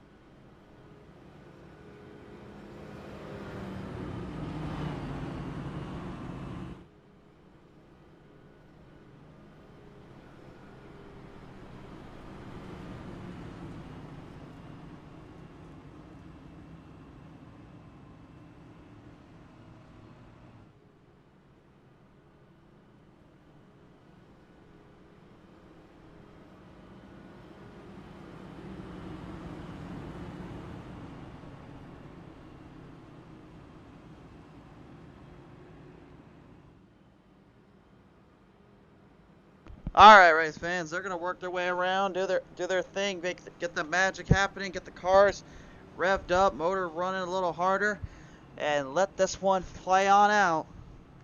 There's not a lot of other positions they have left at stake, but they know what they do have left. They are needing to get at full distance and a full charge. They'll have 14 laps remaining come restart time here. But once again, I want to thank you all for tuning on here to PTM Racing TV on our YouTube end. We'll have 3 more to go here entirely. One will be on Facebook, which will be up next with the Xfinity Series, and then of course we'll have the 2 dirt races on our YouTube end here following the show's broadcast coverage and all that. So be sure to subscribe here if you haven't already. If this is new to the channels or any of our shows, be sure to like and follow us up on our Facebook so you don't miss when we go live there. Go live quite a bit, but we do go live here quite a bit on YouTube. 2 exclusive broadcasts coming on YouTube, of course, live-wise, which includes this one as well as the Misfits Racing League. And I believe down the road we'll have a few more popping up from time to time, so we're going to try to keep working with them and try to get this more cleared up as we go. Field working their way around. The 18 Levi is trying to get those tires warmed up, and mainly that's because he does not want to have a cold start. He wants to have a good restart here and build up all that speed to build back around on the track.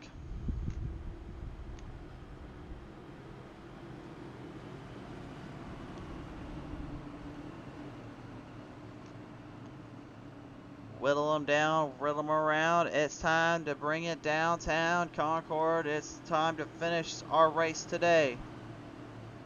We have started our game, now we must complete it.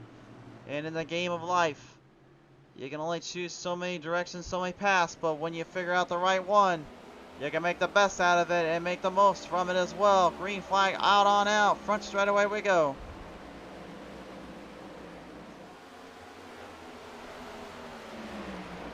And the number 3 of Al Reed.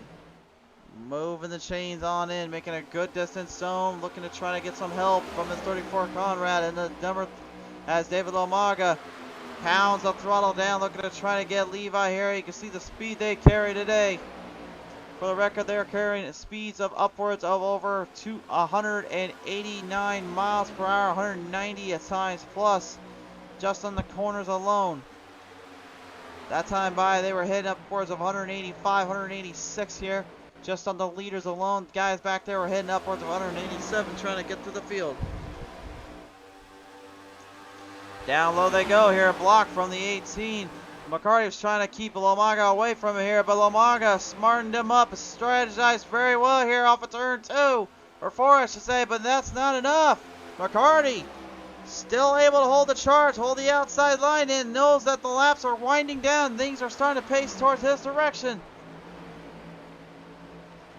Does he have enough left in the tank and in the fuel line to preserve up? Oh no, trouble down there. We got one up in a wall. No, sorry Bob. Fonseca saves it here. He keeps it in check, keeps himself out of trouble. Brad Yonkman now moving the chains in. He's moving them up quicker than the Bengals are right now in their game with the Chiefs here. I take that back. I think we might see a stunner here in a minute. The Bengals are currently actually up by 3, and I cannot believe with only 39 seconds left. Is Yonkman somehow, some way, literally channeling the inner Tiger in him? Is he channeling the inner Prowler in him right now? No, that can't happen. Well, he'll have 10 laps to figure that out, because if he is, he certainly is doing a number here. He's looking for everything he's got, looking for every little position he can do. See a driver trying to run that extreme bottom lane there to give every kind of distance and control they can get off the corners and try to hope for the best. There's not a lot of area left to run down. There's not a lot of area here they can really get anyway. Charlotte Motor Speedway has always been kind of a tricky little slick track to have to break around and really break corners off of, and for a good number of reasons here, but this is certainly one of them.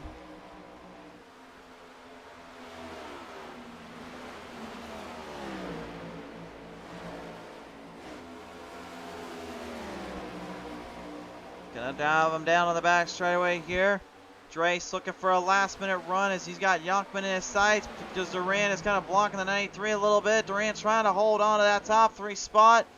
Trying to channel his inner beast in him though. Yonkman trying to make a move off Duran. Couldn't quite get it to work. Now it's Al Reed now taking change and taking charge. And by golly, folks, we're going to overtime in the Bengals versus Chiefs games. Yonkman, I don't know if you're listening, but you best be using that energy that they're bringing on the football team because you've got some work to do here. But he's now in a crossfire here between Reed and Duran. Duran trying to hold his line down while having to deal with the added pressure of the 3 beside him. Reed making a good track zone off, making a hard run down as the 93 here of Yonkman looks for the same as well. Yonkman was the faster of the 2 drivers there for a brief fleeting moment, but that kind of changed up in a heartbeat. Now just trying to see who can outwit the other as Great Drace continues to move his chains in as well, getting a big move off on the bottom.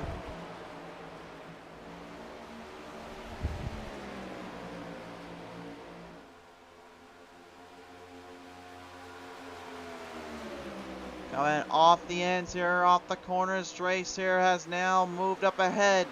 Looking to maybe knock down Duran on the inside. Duran trying to hold his line up. 6 laps remain. That'll change to 5 here in just a brief fleeting moment. Look at Greg's race, man. This is what I expected out of him for quite some time. And now we're finally seeing what he can bring to the table, what he can bring to the show. The Groundhog Day number 64 is giving it everything she's got and then some. But right up ahead, it's a battle of 2 favorites and 2 long runners here of the Joe Sixpack Racing League. The championship could be determined with just a simple couple points, and it could be determined right now with this one. McCarty going to the inside. He was playing low ball with Lamaga. He stole his run, stole his line. Now he's got a much needed big tape of space there. Lamaga trying to dive him down and slow him up. They come off, and it's Lamaga getting the better of him. McCarty got decked down a little too much there, and he knew he was in trouble.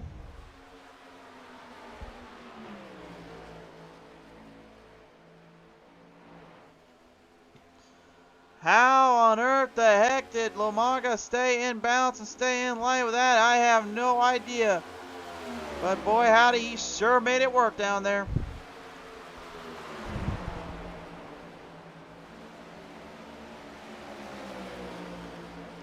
Coming off the ends now, Duran almost getting a piece of Yonkman there. Yonkman, though, hanging in. Knows he's in trouble if he gets into that trap web, that spider's web here of Charlie Motor Speedway. It's kind of a little sticky little spot to be stuck into. You don't want to get cut up into it. You don't want to get split up down there. Reed and Drace now in a heaver pitch battle for the top 3. Drace is holding on for all she's got, but the 3 of Reed is just right there with it. 2 to go. And Lamaga has been caught back up by McCarty. McCarty wasting no time. Look at him getting really close up on that bumper to him. These guys are going to fight to the end. They're going to fight for all they've got. You've got 2 battles going on, and one going to be wrecked on the back straight away. Yellow is out before they can get to the line. Lamaga will be your leader. Oh, and Duran gets even tagged in there. Unbelievable. Oh my goodness. Oh my goodness. Al Reed, I guarantee you, cannot be too happy about this one. It was a close corner fight to the end. And with only 2 green-white checkers coming up, pit road strategies are now going to be really put into check here. Look at this battle. Drace is strictly up top side, trying to hang on. Reed and him collide. Yonkman collides in. Raposa gets a piece of it. Duran also crashed in. Nowhere to go and nowhere in sight. And this is what happened here from our PTM Batista replay camera here.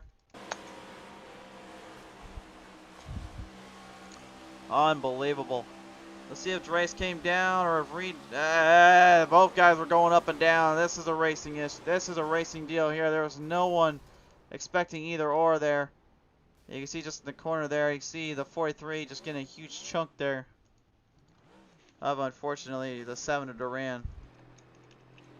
Reed, though, comes out clean.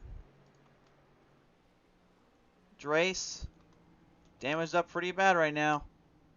Try to stay out as long as he could and try to give himself a chance here. He's going to try to get this thing in pit road. He does get an instant repair in. Eli Raposa stays out. Fonseca stays out. Drace, Duran, Wright, Barker all have entered into pit road as Al Reed will go back ahead and try to get back into this fight. He'll be literally in the top 10 bracket, about 7th position on this restart.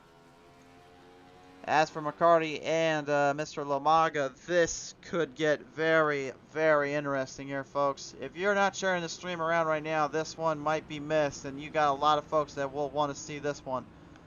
What will happen? What is going to happen is the question, really.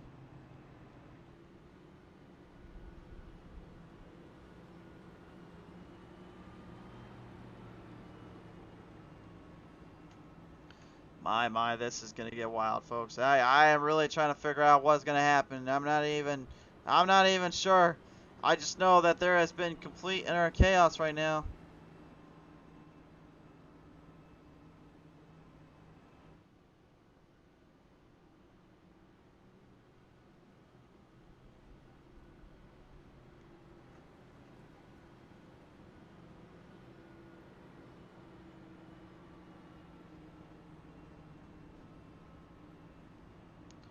Well, as I guess the game going on right now, we're going into overtime as well, folks. Lowell saying fuel has to be close on the 34 and the 18. I would not put it past him. Honestly, if I had a guess, it's probably a lot closer than we realize. They may push this one to the limit. They might push this one a little too far.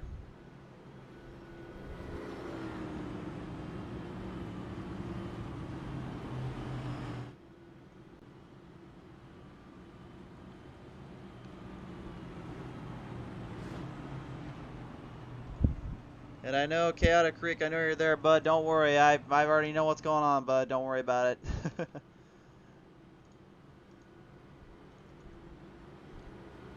David Lamaga, last season's champion, trying to defend his crown. Currently in a tied place for second by 7 points to this man, Levi McCarty, your current points leader, looking for his first season championship crown on PTM Racing TV, as well as from the Joe Six-Pack Racing League side of things. But for Keith Fonseca, the 61, it's all about taming this one in and giving himself a fighting chance and a golden opportunity to make it big and make it good here. Eli Raposa and Marty Brown have been here before. They know what they must do. They know what they have to get to in order to hang it down. But what this new setup, do they have enough left in there? As for Greg Drace, he is in a whole different ball game right now. He's got a fresh set on the car. Car is cleaned up. It's ready to go. He's got some tires down there that'll still work. And he has speed, so we know he can get it done. But for Al Reen, he's got a murderous road driver. He's got to make his way through. Johnny Barker and Wayne Dewey right now are both lapped down, unfortunately, and they are in a bad spot. Well, excuse me, not Johnny Barker, but Wayne Dewey is a lap down. But they are both not looking good whatsoever. This could go either way here. Fuel is going to be a consumption issue here, as well as just who can get around the spot here. This could get very, very crazy in a minute here, race fans. We have no idea what's about to happen, and I have no idea what's going to go down. The Midnight 120 at Charlotte Motor Speedway is about to be determined. Which one is it going to be? Who walks away with the win? Who walks away with victory? They will get them set and ready to go. First green, then white, and then a checkered flag coming on by. You can see the fire in the 34 just ready to hit it down. You can see him not even worried about nothing but just staying focused. The 18 of McCarty, he's doing much of the same. Pace car off of turn 4. Listen for the roar. Listen for the power. It's time to finish the Midnight 120 at Charlotte Motor Speedway. McCarty got the run out of the gate. He got the run. He got the move off and took Lamaga down with him. And Lamaga didn't get him anywhere. Lamaga got a piece of him off the corner, but unfortunately Wayne Dewey and Levi Raposa wrecked on turn 1. Oh my. Fenders collided in, bumpers put together, and next thing you know, everything else went completely out of hand. What the heck happened? They'll get one more green-white checker attempt, and now that fuel line is going to be really cutting it close for the guys that were up front. This is not what they wanted. This is not what they were hoping for from either driver, I bet you. Whoa, looks like Eli got tagged in there by the 64 at Greg's race here. And I'm not sure if that was what was meant to be done there. And Greg Drace actually getting a huge hit on the wall protection again. I think his night is over with here, folks. Here's what happened. Let's take a look at the restart here, the replay. This is where everything kind of started in motion. Watch carefully. Okay, right on the front straight away. Everything looks good here. Everything looks pretty good. Coming to the line, coming to the start. Eli is slowing up 64. You can see Drace is already trying to drive it hard. And ooh. I'm not sure there, race fans. I mean, from that angle, that looked like he drove it right at him there.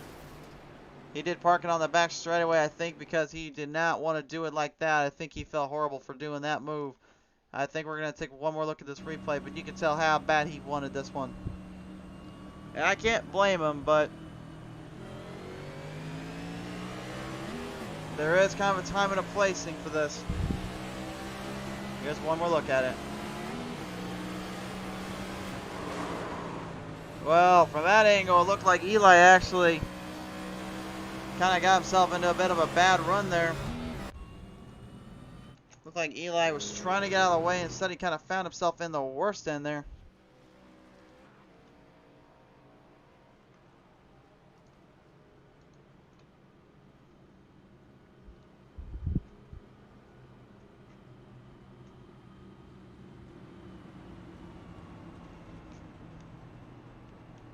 Well, the guys decide what happened really in the comment section below. We're just going to keep focused on the show here at the moment as we're currently one more green-white checker away from calling this race done and over with. This one is going to be concluded one way or another on this restart. Fonseca has another chance, another golden opportunity to knock down Lamaga and McCarty here. If you're McCarty right now, you're probably thinking to yourself, what the heck do I have to do to just finish this race out and win this thing? And any of the other guys behind him, you're probably thinking, we're just going to need to find some kind of runoff or something to get him and just take him down already. This one is absolutely way, way too close to call.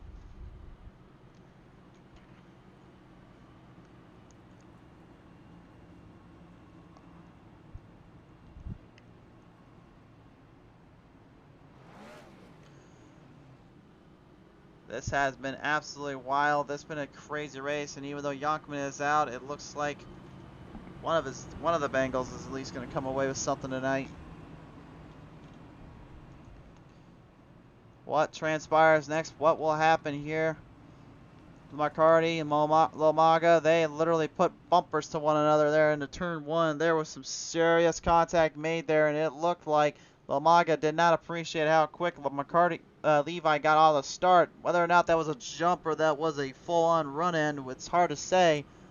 I mean, if I'm Levi, though, I understand why he had to do it, but my question is, did Lamaga spin the tires down there when we went to the start? Because it's hard to say from that angle whether or not he did. From my end, I really could not tell. It looked like maybe a slight start up there, a little bit of a problem on that.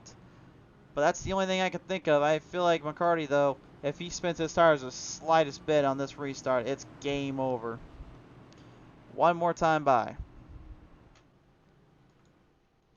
That flagman will hold the yellow flag up high here one more time. These drivers, I can guarantee you they are looking at that flag right now, just thinking one more time around, and then it's time to hit it in.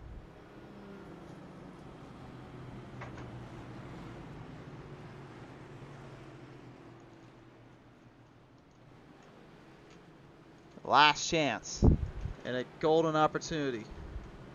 This is what men and women are made for. This is what they are brought to their limits and brought to their absolute performance on. Who is the bigger of the drivers? Who is the top of the tier? Who is the list? And I just got word the Bengals are going to the Super Bowl. That is absolutely insane. That is crazy. Well, congratulations to them. I said I was rooting for them. I'll give them that. But now I don't know who to root for in this race here, because this could get interesting here, folks. This is really a David versus Goliath matchup. You got guys up front that are literally the Goliaths of this league, and then the Davids behind them, no pun intended, to Lamaga, that are literally here to stay and here to fight with the best of the drivers, the best of fields. Which one will be able to outsmart and outplay the other here on this restart in this field of zone? This next time by, yellow goes trading in for green. The 18, the 34, ready to hit him down. Watch that restart zone. McCarty getting a good jump. Lamaga, though, look at that speed he carried right out of the gate.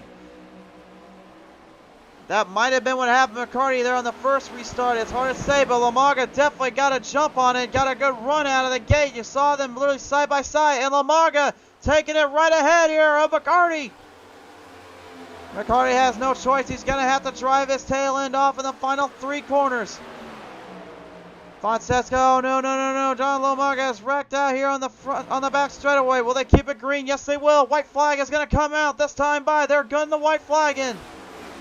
And now McCarty, a last dash, a last pitch effort to go for the run. Straight to the inside. Mano a mano, side by side, contact made. Lomaga saves it. He saved it off of turn number 2. They pile him up a little bit down to a 3 wide slope. Look out for Al Reed. He sneaks his way to the inside, looking for a run on his teammate. They're running on the outside. Fonseca looking for everything he's got. Reed gets spun into the finish line. It's a drag race to the finish. But David Lomaga will hang on. Oh my. Unreal. Unbelievable. I said at the top of the broadcast, we may see a wild finish as we have seen here before at Charlotte Motor Speedway. I don't think we were disappointed there. That was chaotic. That was crazy. And I think for David Lomaga, this might be a little sweet redemption on his season. This will certainly help his cause. And I guarantee you this is now going to come up there in the points lead and tie him at least with McCarty, if not possibly taking it over from him. But he is your Midnight 120 race winner. In this race, if this was the determining factor, the determining race that got him this win and got him this situation, then boy, what a battle it was from start to finish. There's those burnouts.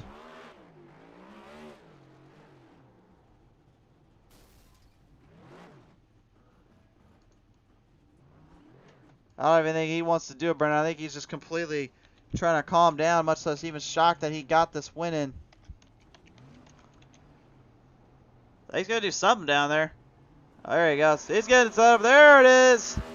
There's the burnouts.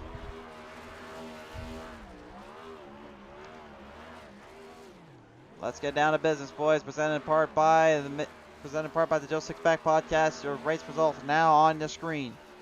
David Lomaga, Keith Fonseca, Marty Brown, Greg Drace, Gary Rowd, your top 5. Johnny Barker goes 6th, 7 to Al Reed, 8 to Levi McCarty, 9th to Brad Youngman, 10th goes to Eli Raposa, rounding out the field.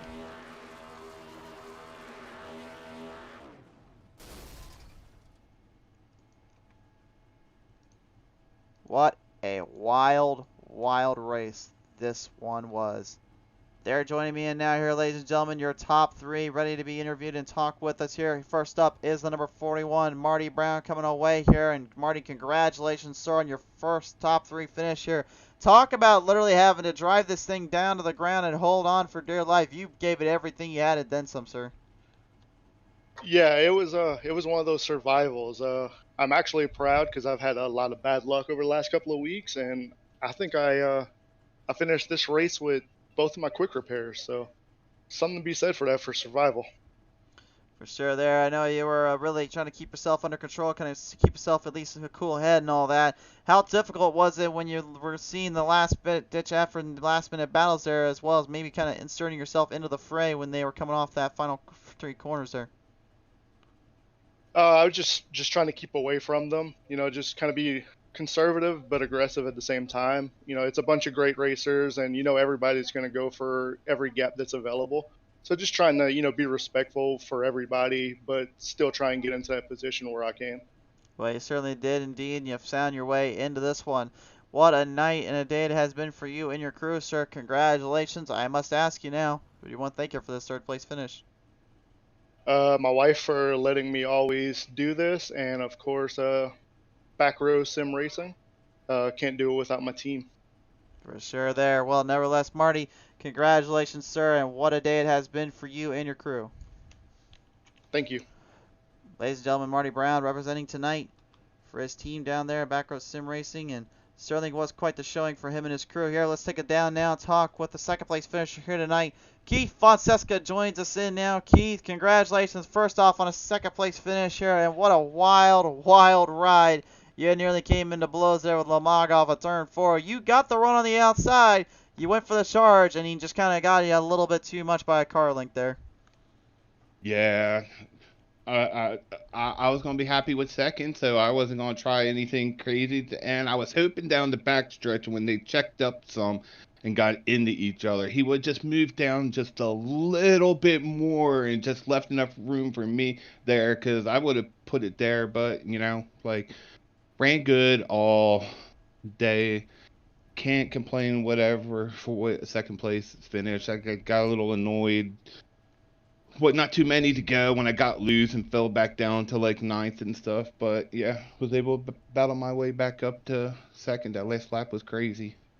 Certainly was indeed. Now I'm gonna ask you this here as well. When how bad were those tires in that fuel line? Because I know you guys were really struggling to keep these things in check and keep them online. I mean, how difficult did it get for you and the team on that pace there? I, with me, at the beginning of the run on the new tires is actually when I struggled. Once the tires started to come in, that's when I started running better. Yeah, I struggled on the new tires, but after like 5, 6, 7 laps though, when they really starting to come in and stuff, then I started pulling back the people that got out in front of me and stuff. But yeah, these next gens now, it was pack racing before, but you got to wheel these things now. It's going to be interesting when we go to other tracks. Oh, it certainly will indeed here. We've talked all about that 70 horsepower package of what they'll bring to the table. They definitely did here. Fonseca, you're going to walk away, though. You're top two out of this one, so who do you want to thank for that?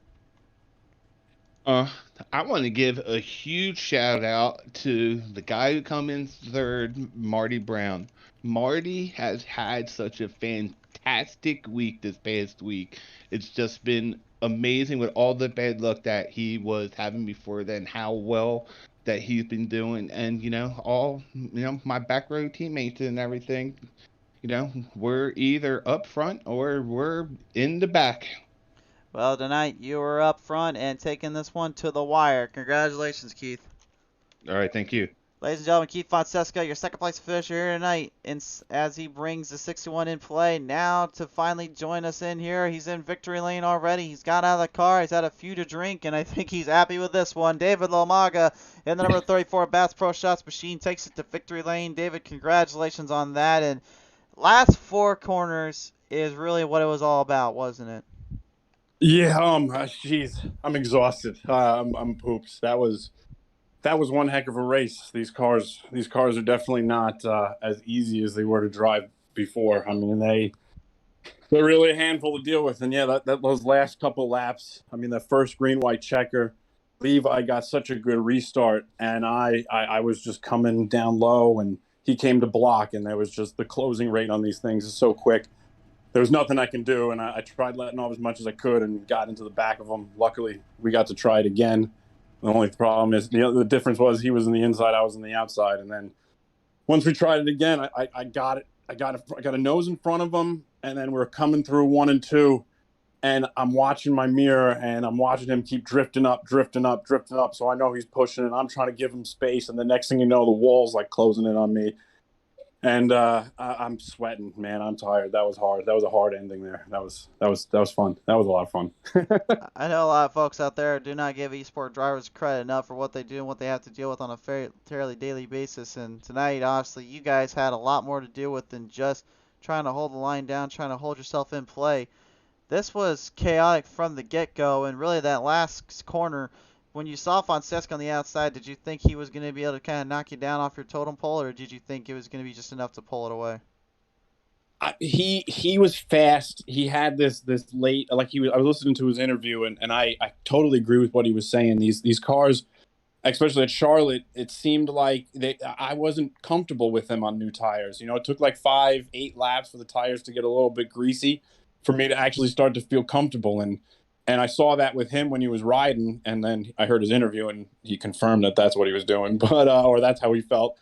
So yeah, when Levi and I got together, and my momentum died out, and again, I know these next gen cars, a lot of it's momentum, keeping that momentum going and not slowing down too much. And when my car made that kind of low whine noise, and I just knew I just lost the RPMs, and then I look at my rear view and I see Fonseca just barreling towards me.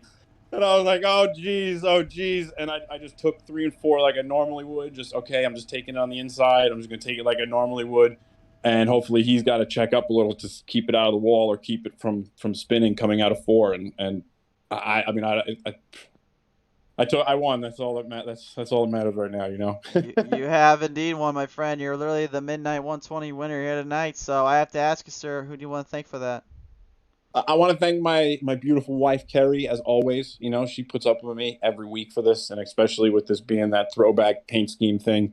You know, I was doing paint schemes for my teammates and myself, so she was dealing with my. Does this look like Junior's paint scheme? Does this look like Tony Stewart's paint scheme? Does this look good? So, big shout out, big thank you to her for dealing with me all week with that paint scheme, and then you know, thank you to my parents, thank you to my teammates from Elite Sim Racing, you know, Al, Rob, my brother John, Mike. Unfortunately, he couldn't be here again, but hopefully he's going to be changing that next week and he'll show up. But Mike shot me a text message literally right after the race saying, "Hey, good win."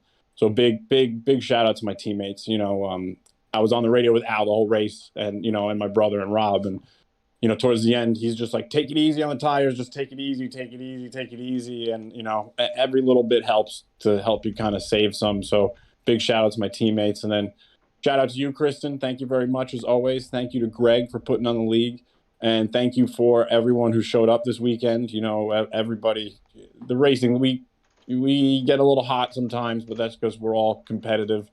But we keep it as respectful, and at the end of the day, we all maintain to be friends. So big shout out to everyone in the league and everyone like that. You know. Without all the people in the league, it wouldn't be as fun to race in, and I'm sure it wouldn't be as fun to watch. So thank you to everybody. For sure there. All right, David, man, what a night it has been. You are the Midnight 120 race winner here tonight, man. Congratulations. We certainly hope to see you next time out here on PTM Racing TV.